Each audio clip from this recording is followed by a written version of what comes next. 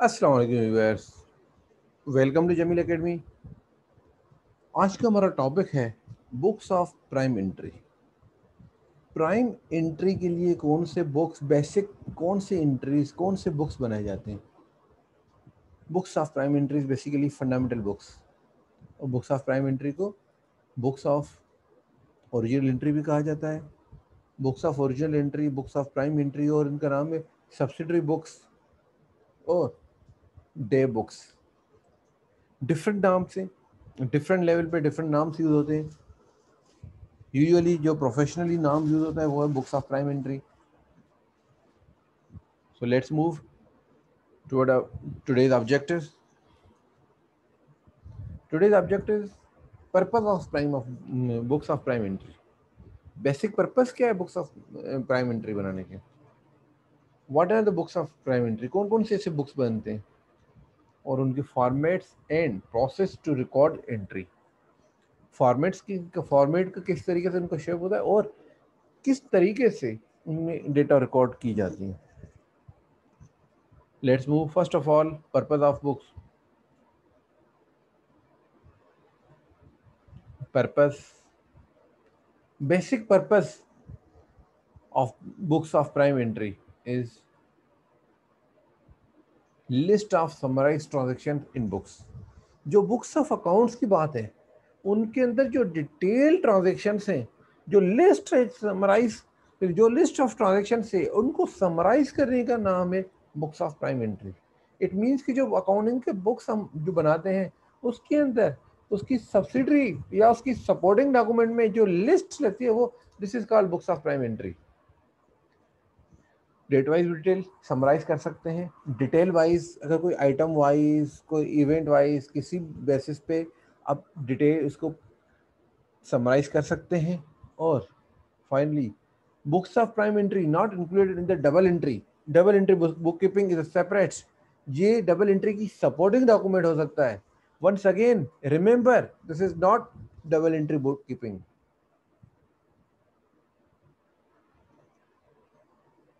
Use of books of prime entry, all transactions are initially recorded in the books of prime entry। Initially जितनी भी transactions होती हैं वो books of prime entry के अंदर record की जाती हैं। However, this is a simple note of transaction, the relevant customer and suppliers and the amount of the transactions। जो भी सिंपल नोट ट्रांजेक्शन्स की सिंप्लीफिकेशन करने के लिए जितने भी आपके रेलेवेंट कस्टमर से, सप्लायर से, उनकी जितना भी अमाउंट है, उनकी जितनी भी एक्टिविटीज हो रही हैं उनको समराइज करके सिंपल नोट में बनाने का इस्तेमाल करते हैं books of prime entry. It is a long list of daily transactions. जितने भी लॉन्ग लिस्ट है डेली ट्रांजेक्शन्स की उनको एक समराइज फॉर्मेट में बना के एक जनरल एंट्री बुक्स के अंदर एक एंट्री आपने पास की। लेट सपोज अगर 10 कस्टमर ने आपसे परचेज किया, उसमें से 5 क्रेडिट है, 5 कस्टमर, 5 कैश है। जो क्रेडिट कस्टमर्स के अगर आप 5 बार बार आप करेंगे, account receivable debit, sales credit, account receivable sales credit, इससे बेहतर है कि एक साथ आपने लिस्ट बना दी कि कौन कौन कस्टमर आपने कर दिया और उसके उस लिस्ट के बेसिस पे आपने सेल्स को क्रेडिट कर दिया। अब फर्दर इस बारे में हम आगे डिस्कस करते रहेंगे। बुक्स ऑफ प्राइम एंट्री कौन कौन सी हैं। Sales day book, daily basis पे जो, या एक सर्टेन वीकली बेसिस पे, एक सर्टेन पीरियडिक बेसिस पे, मंथली बेसिस पे जितनी भी सेल्स हो रही है उस सेल्स डे बुक। अगर सेल्स हो रही है तो सेल्स रिटर्न भी होगी। अगर सेल्स कोई चीज कर रहे हैं तो उससे यकीनन उससे पहले परचेज भी कर रहे होंगे, परचेज डे बुक। अगर परचेज कर रहे हैं तो परचेज रिटर्न भी होते होंगे। ये तो आपके पास बेसिक ट्रांजेक्शन हो गई। परचेज होगी तो सेल्स होगी, सेल्स होगी तो यकीनन परचेज होगी, सेल्स होगी तो सेल रिटर्न भी होगी, परचेज होगी तो परचेज रिटर्न भी होगी। ये तो 4 बेसिक बुक्स हैं। इसके अलावा है आपके पास कैश बुक। यकीनन जो भी कैश की involvement, cash receipt and payment जो भी चीज़ होगी कैश बुक के थ्रू होगी।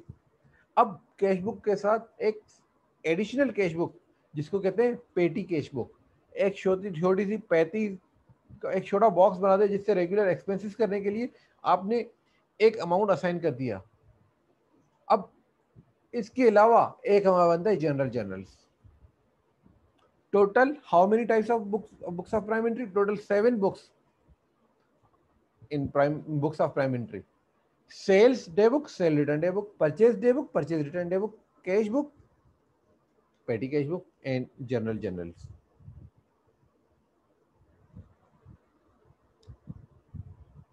सेम चीज अगर अब आपके पास बेसिक एक्टिविटीज क्या है बिजनेस के अंदर, सेल्स एंड परचेज,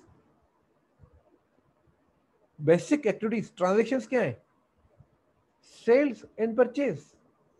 अब आपके ऊपर है ये परचेजेस जो कर रहे हैं, क्या परचेज कर रहे हैं, गुड्स या इन्वेंट्री परचेज कर रहे हैं या कोई एसेट, करंट एसेट्स या नॉन करंट एसेट्स परचेज कर रहे हैं, सेल्स कर रहे हैं, इन्वेंट्री सेल कर रहे हैं या कोई नॉन करंट एसेट्स सेल कर रहे हैं, कोई disposal of non current assets कर रहे हैं। ये चीज, इन चीजों को आइडेंटिफाई करना है आपको। सेल्स करनी तो क्या सेल्स कर रहे हैं, इन्वेंट्री, नॉर्मल जो आपका बिजनेस है वो इन्वेंट्री आप सेल्स कर रहे हैं या कोई एसेट सेल कर रहे हैं। इसके अलावा अब आपके पास इन्हीं ट्रांजेक्शन्स को हम थोड़ा सा डिटेल्स, ट्रांजेक्शन्स अगर परचेज है या सेल्स है, अगर हम परचेज की बात करें तो क्या परचेज कर रहे हैं, अगर गुड्स एंड इन्वेंट्री परचेज कर रहे हैं या कोई एसेट्स परचेज कर रहे हैं।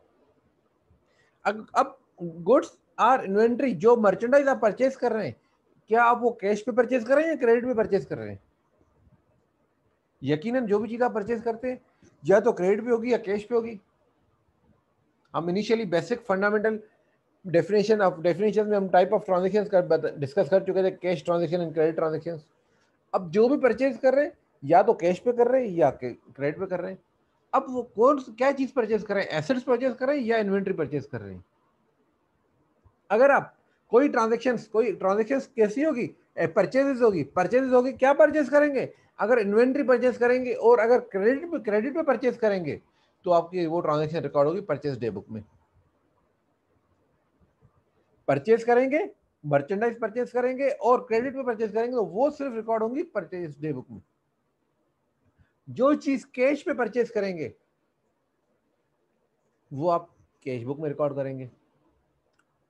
अब अगर आप परचेज कर रहे हैं, इन्वेंट्री परचेज कर रहे हैं और क्रेडिट पे परचेज कर रहे हैं तो कैश बुक में होगी। अगर कैश पे परचेज कर रहे हैं तो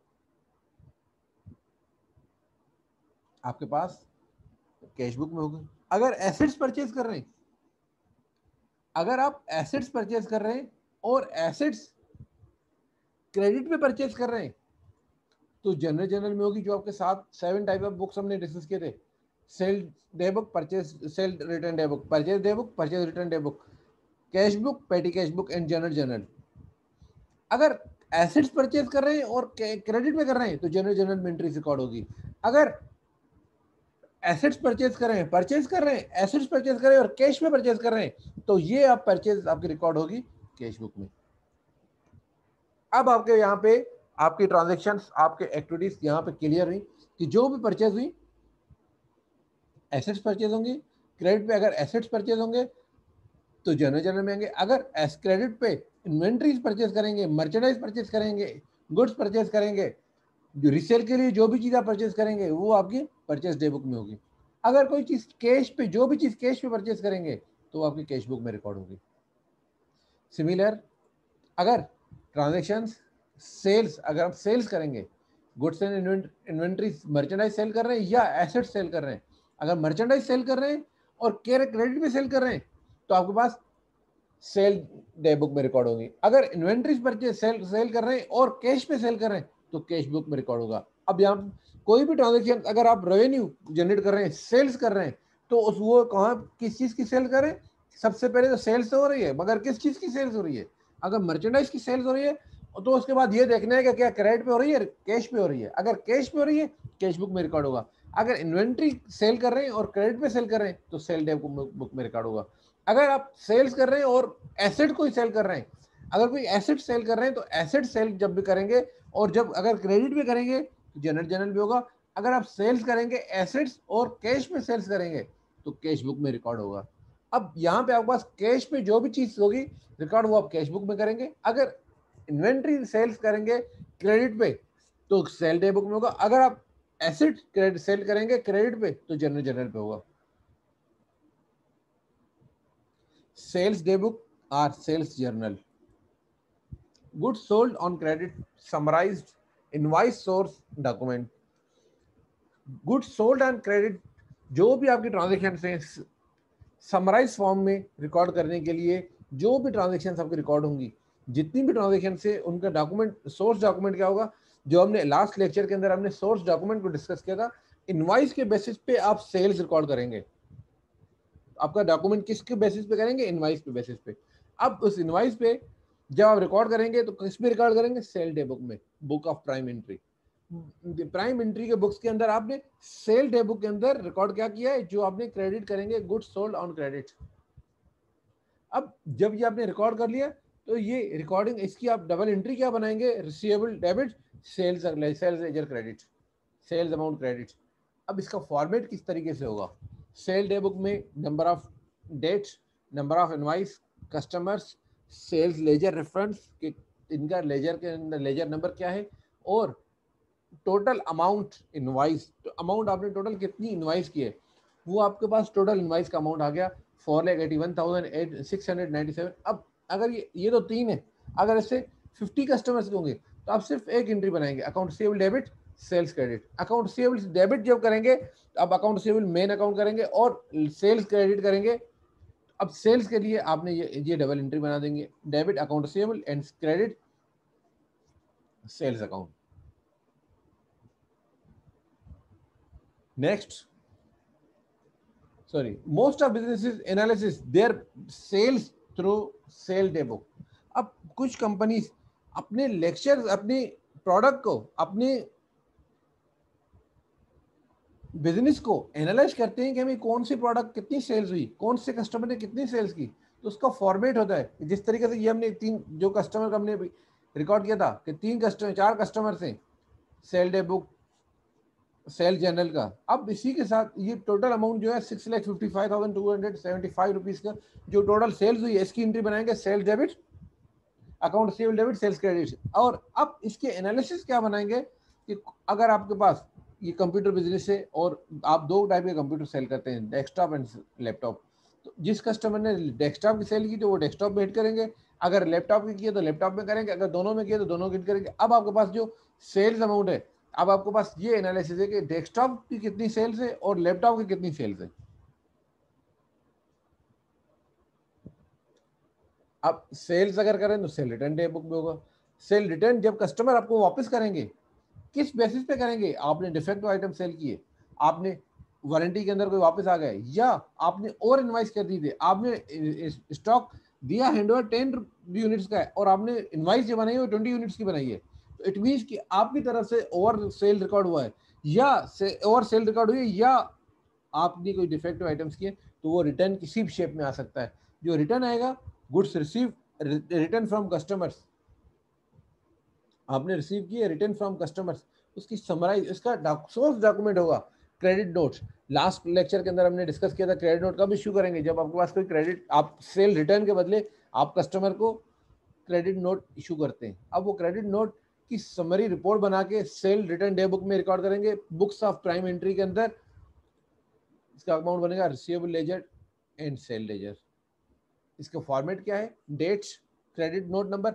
सेल्स डे बुक में अंदर क्रेडिट नोट के बदले इनवाइस नंबर था, कस्टमर किस कस्टमर से आए, उस कस्टमर का सेल लेजर रेफरेंस क्या है, कितने अमाउंट का आपने रिटर्न किया है। तो जो रिटर्न आया है, इस 26,750 की एंट्री क्या बनाएंगे, account cell return debit, account receivable credit. Similar purchase day book.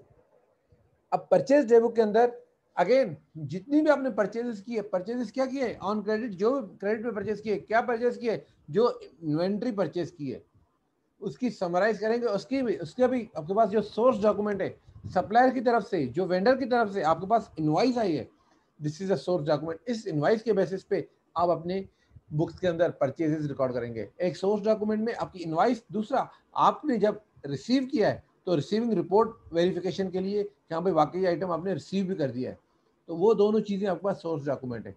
अब परचेज डे बुक के अंदर, बुक्स ऑफ प्राइम एंट्री में, परचेज डे बुक में आप रिकॉर्ड करेंगे जो भी आपने गुड्स परचेज ऑन क्रेडिट करेंगे, गुड्स परचेज ऑन क्रेडिट, तो वो रिकॉर्ड कहाँ करेंगे, परचेज डे बुक में। और उसके बाद आपने इसकी एंट्री क्या बनाएंगे, purchase ledger and payable ledger, purchase debit and payable credit. इसका फॉर्मेट क्या है, आपने डेट मेंशन कर दी, बिल नंबर किस सप्लायर के नंबर से, क्या बिल नंबर है, कौन से सप्लायर से परचेज किया, परचेज लेजर रेफरेंस क्या है, और उसका टोटल अमाउंट कितना है। 11,645 आपने परचेज किया। अब इसकी एंट्री क्या बनेगी, purchase debit, account payable credit.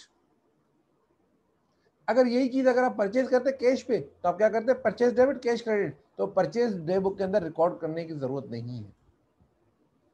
Purchase return day book आपने परचेज किया, आपने जो वेंडर से आपके पास आया, आपकी पर्टिकुलर ऑर्डर के हिसाब से नहीं है, आपने अब उसको रिटर्न करना है। रिटर्न करना है तो आपने क्या किया, goods return to vendors that was purchased on credit. जो परचेज आपने किया था क्रेडिट पे, उस वो अगर आपने रिटर्न करना है तो आपने क्या एंट्री बनानी है, उसका डॉक्यूमेंट अगेन डेबिट नोटबुक होगा, सॉरी डेबिट नोट होगा, और परचेज रिटर्न डे बुक के अंदर books of prime entry, purchase ledger and payable ledgers, purchase credits, purchase return credit, और परचेज अकाउंट पेएबल डेबिट होगा। इसके फॉर्मेट सिमिलर तरीके से परचेज रिटर्न। मगर यहाँ पे मैं आपको एक बात बताऊँ, आजकल जो मॉडर्न अकाउंटिंग से जो सॉफ्टवेयर कंप्यूटर बेसिस पे हुआ है, तो ये परचेज रिटर्न डे बुक और सेल रिटर्न डे बुक बनना खत्म हो चुका है। ये दोनों सेल रिटर्न में, अगर सेल रिटर्न है तो सेल डे बुक में नेगेटिव अमाउंट आ जाएगा, तो अमाउंट क्लियर हो जाएगा। अगर परचेज डे बुक में, अगर परचेज ने आपने आपने परचेज डेबिट किया, परचेज रिटर्न क्रेडिट किया है, तो वो परचेज से अगर माइनस करेंगे तो परचेज रिटर्न ऑटोमेटिक माइनस हो जाएगा। परचेज से माइनस करेंगे तो नेट अमाउंट आपके पास नेट परचेज सेम आ जाएगी। तो ये कंप्यूटर के अंदर ये बुक्स नहीं है, आजकल मॉडर्न अकाउंटेंसी में ये बुक्स नहीं है। मगर क्योंकि हमारे पास डिटेल टॉपिक है, हमें टॉपिक के बारे में जस्ट फॉर्मेट वगैरह को डिस्कस करना है। अब हमने सेल डे बुक को रिटर्न डिस्कस कर दिया, सेल रिटर्न को डिस्कस किया, परचेज बुक को डिस्कस कर दिया, परचेज रिटर्न डे बुक को डिस्कस कर दिया। अब है आपके पास cash book. Cash book basically बहुत इंपॉर्टेंट टॉपिक, टाइप्स ऑफ जितनी भी ट्रांजेक्शन आपके पास कैश बुक में होगी, उस कैश बुक में जितनी भी ट्रांजेक्शन होंगी, जितनी भी एक्टिविटीज कैश पे होंगी, चाहे आप इन्वेंट्री सेल कर रहे हैं, आप कोई एसेट सेल कर रहे हैं, कोई परचेज कर रहे हैं, कोई भी चीज आप सेल्स एंड परचेज कर रहे हैं, तो वो आपके पास रिकॉर्ड होगी कैश बुक में, कैश डे बुक, इसको कैश बुक भी कहा जाता है। अब कैश बुक के अंदर आपके पास basically 3 types cash book, single column cash book, double column cash book, 3 column cash book. इसको 2 कॉलम, 4 कॉलम और 6 कॉलम भी कहा जाता है। अब सिंगल कॉलम कैश बुक के अंदर सिर्फ और सिर्फ आप नॉर्मली जो कैश बुक का आप लेजर बनाते हैं, जिसके अंदर सिर्फ और सिर्फ कैश को मेंटेन करते हैं, cash debit, cash receipt and cash payment, सिर्फ कैश से रिलेटेड, उसको कहते हैं सिंगल कॉलम कैश बुक।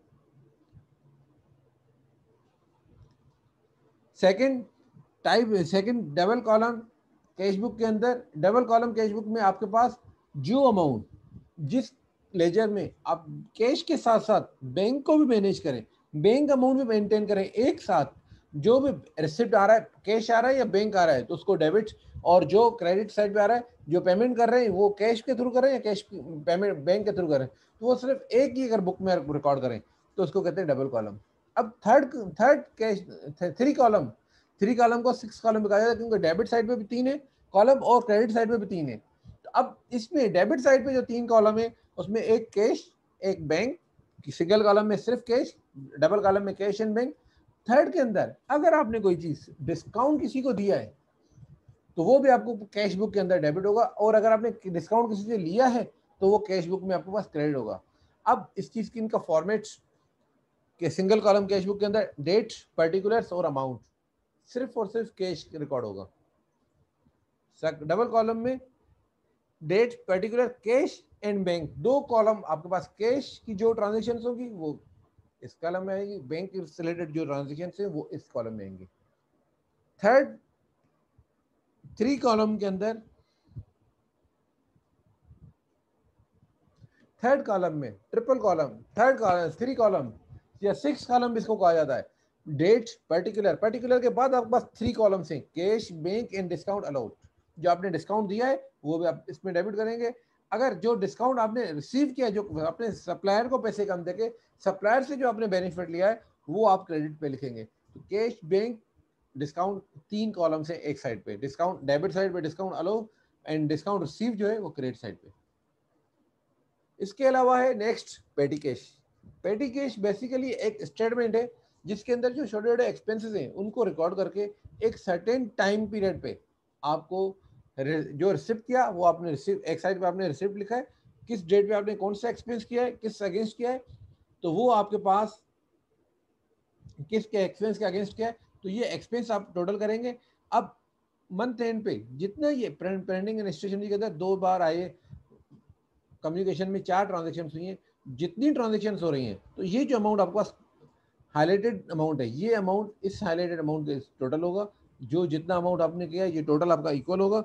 अब इस ट्रांजेक्शन का आप रिकॉर्ड करेंगे, पेंडिंग एक्सपेंसेस डेबिट, पेटी cash credit, communication expenses debit, पेटी कैश क्रेडिट। अब जो आपने ये एंट्री पास की, वो एंट्रीज के लिए ये आपने सिर्फ इस शीट की कॉपी उसके साथ सपोर्टिंग लगा दी, हाँ भाई ये हमने एक्सपेंस कर दिया। इस एक्सपेंस इस शीट के साथ साथ आपने इसके साथ जितने भी एक्सपेंसेस किए उसके बिल्स वगैरह, कस्टमर सप्लायर के बिल्स आपने रिकॉर्ड कर लेंगे।